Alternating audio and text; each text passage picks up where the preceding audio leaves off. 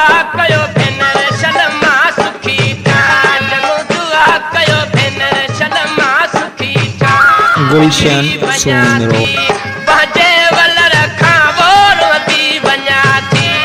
अबे जे घर खां वो बाबे दिनो आ ॿाहिर शहर खां वो ॿाहिरि बि थी विया दूर नज़र खां चङो दुआ कयो सरजूं शलमा सुखी था चङो दुआ कयो भेनर शलमा सुखी था विछड़ी वञा थी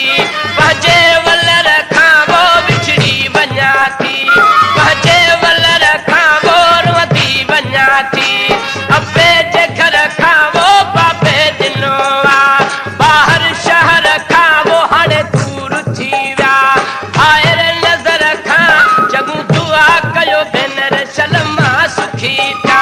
चङो दुआ कयो सरजूं शलमा सुखी था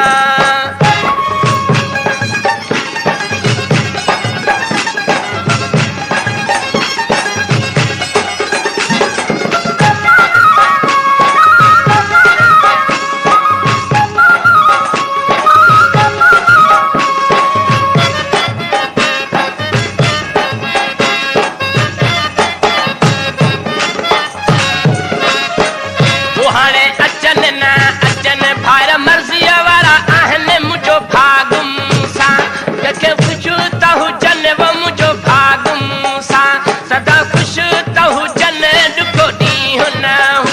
छल को बि ॾिसनि वो ॾुखो ॾींहुं छल हू को बि न ॾिसनि वो चङो दुआ कयो जहिड़ियूं शलमा सुखी था चङो दुआ कयो भेनर शलमा सुखी था विछड़ी वञा थी पंहिंजे वल रखां वो रोती वञा थी अबे जे घर खां वो बाबे ॾिनो आ ॿाहिर शहर खां वो हाणे दूर थी विया ॿाहिर नज़र खां चङो दुआ कयो भेनर शलमा सुखी था चङो दुआ कयो भेनर शलमा सुखी था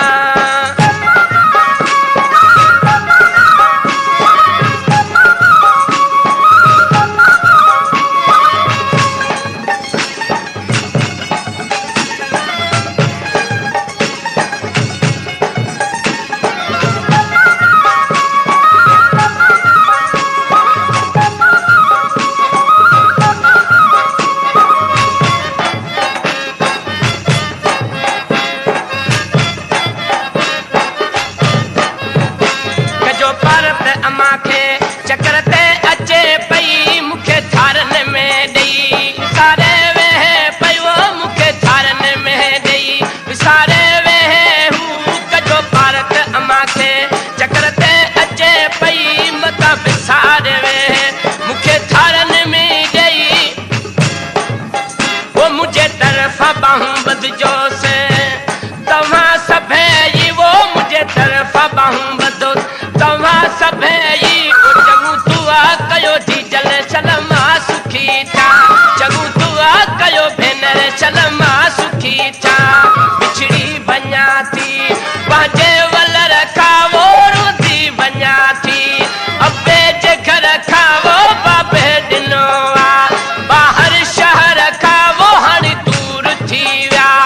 ॿाहिर नज़र खां चङो दुआ कयो भेनर शलमा सुखी था चङो दुआ कयो भेनर शलमा सुखी था